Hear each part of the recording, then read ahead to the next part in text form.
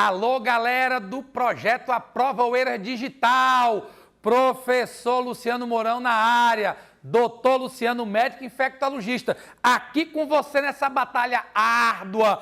Não vamos perder o pique, não vamos perder o ritmo de preparação para o Enem. Não tem pandemia no mundo que possa tirar nosso foco. Estamos em casa, estamos com as medidas protetivas, vamos evitar aglomerações, mas vamos manter o foco do estudo. Em janeiro de 2021 tem Enem e nós estaremos muito bem preparados para essas provas do Enem em janeiro. Lembrando, agora em novembro ou dezembro, voltaremos com as aulas presenciais do projeto Aprova UERA Digital. E o nosso simulado em breve também estará disponível para vocês poderem aí melhorar e se qualificar cada vez mais nessa preparação para o Enem 2021. E hoje, na nossa aula, o professor Luciano Mourão traz na biologia um outro grupo de vermes, os chamados vermes nematelmintos, chamados vermes cilíndricos. Não esqueça que na aula anterior nós falamos dos platelmintos, ou seja, vermes de corpo achatado. Falamos da Taenia solium, da Taenia saginata, que causam a teníase e a cisticercose, verme de porco na cabeça. Lembra do bizu? Solium só. Somente a Taenia solium causa verme de porco na cabeça, causa neurocisticercose.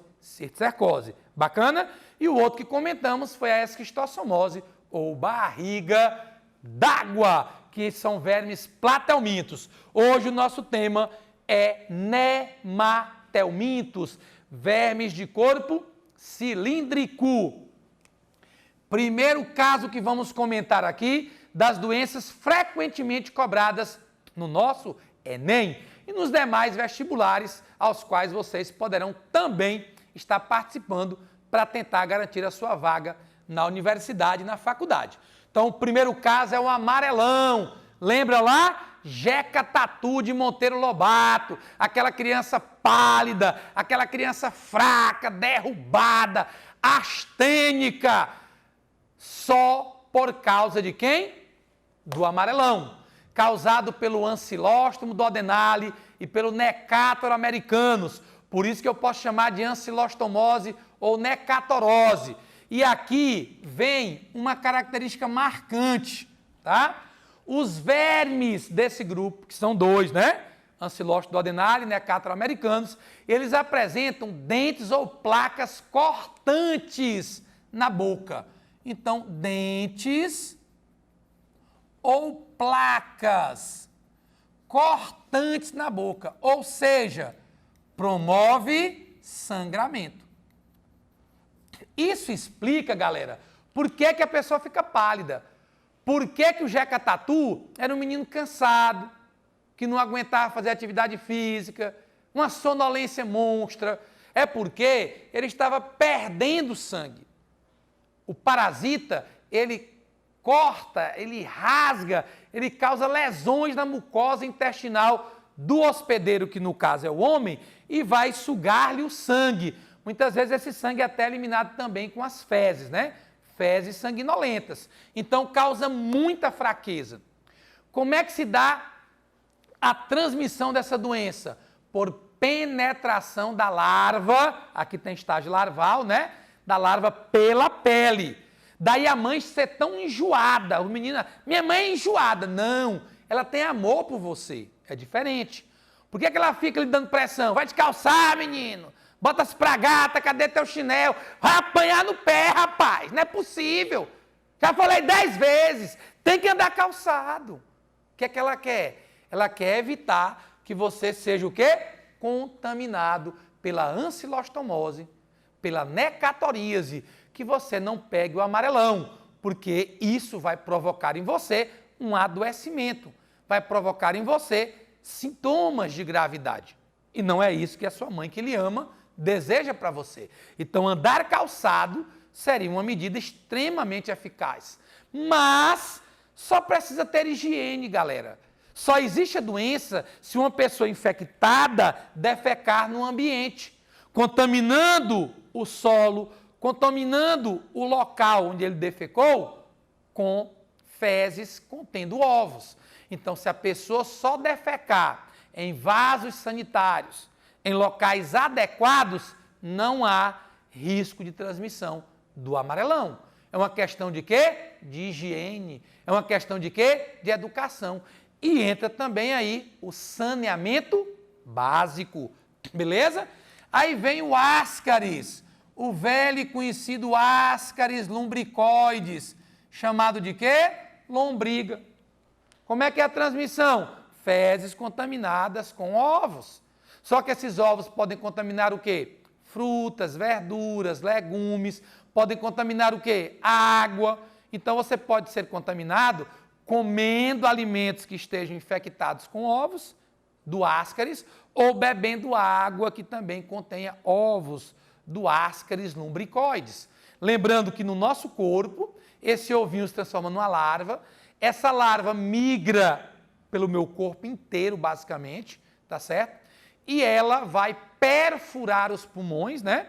Ela cai na circulação, chegando na pequena circulação, que é a circulação pulmonar, coração, pulmão, coração.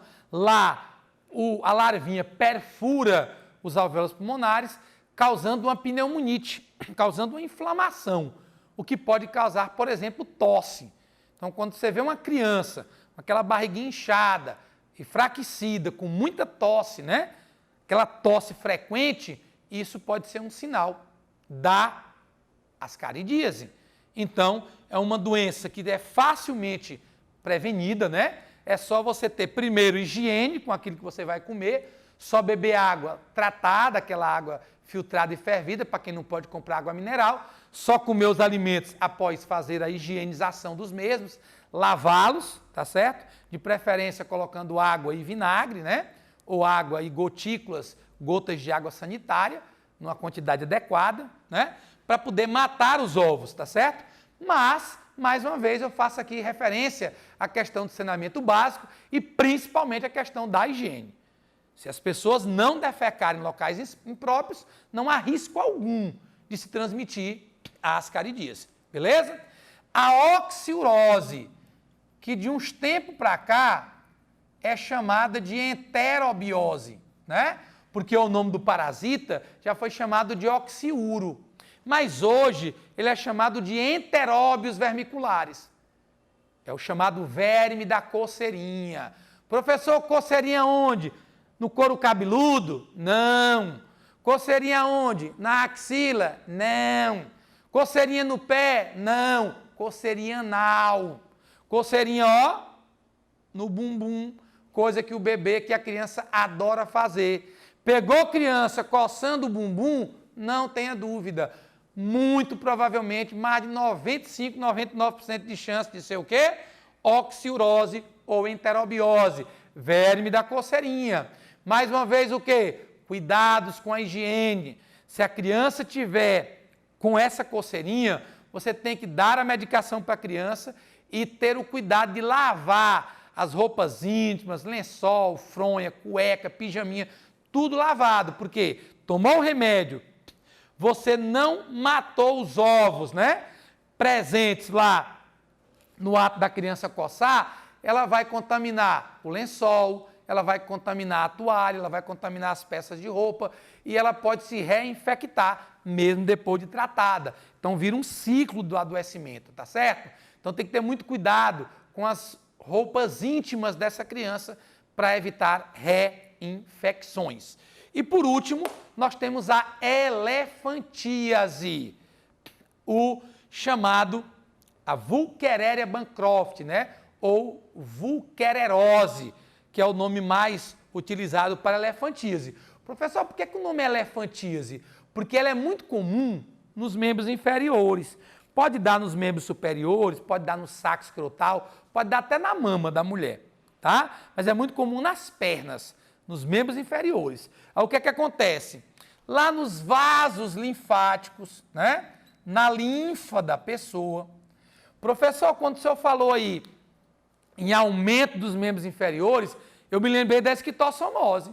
A esquistossomose não tem aumento também? Tem, mas é abdominal, tá bom? É abdominal. No caso da esquistossomose, é a obstrução de onde? De vasos sanguíneos, do sistema porta-hepático, das veias mesentéricas. Aqui não, ó. Aqui eu vou ter microfilárias, né? Filárias, que são as larvinhas desse verme, mas no sistema linfático, não no sistema sanguíneo, tá bom? E essa quantidade exacerbada de filárias dentro dos vasos linfáticos vai promover o entupimento parcial e a obstrução parcial do fluxo linfático. O que é que acontece?